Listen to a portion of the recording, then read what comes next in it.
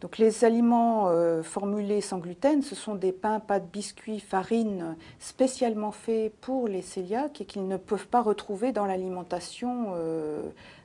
courante, à moins qu'il n'ait été fait d'une façon spéciale. Donc il y a quand même besoin de ces 4 catégories d'aliments qui sont là obligatoirement faits par des fabricants spécifiques. Alors effectivement, il y a plusieurs aliments que les cœliaques ne peuvent pas consommer de base, comme le pain, les pâtes, les biscuits, et puis la farine, bien sûr, qui sert à tout faire.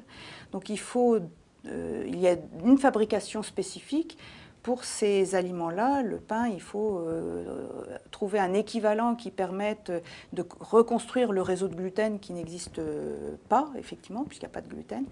Et donc, il y a une fabrication spécifique pour ces aliments-là pour pouvoir les trouver consommables par les cœliaques. Et en dehors de ça, il y a l'alimentation donc courante qui est sous forme d'aliments sans gluten naturellement, et puis c'est des aliments sans gluten naturellement élaborés, cuisinés, et comme une palette aux lentilles, un pot-au-feu, qui là doivent être faits de façon correcte pour qu'il n'y ait pas de contamination et que malgré le fait qu'ils soient naturellement sans gluten. Donc le logo épi de blé barré correspond, comme la mention sans gluten, à un seuil de gluten résiduel de moins de 20 mg par kilo et est utilisé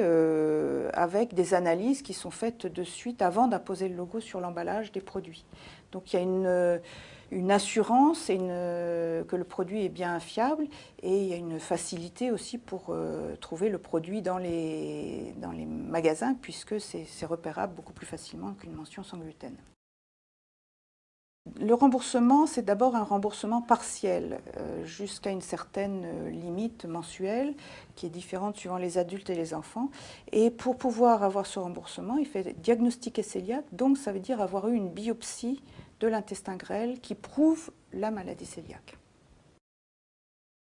La mode du sans gluten, c'est juste bien parce que ça fait parler du sans gluten, donc avoir peut-être un petit peu plus de produits, qui heureusement sont quand même encore analysés et testés comme pour les cœliaques,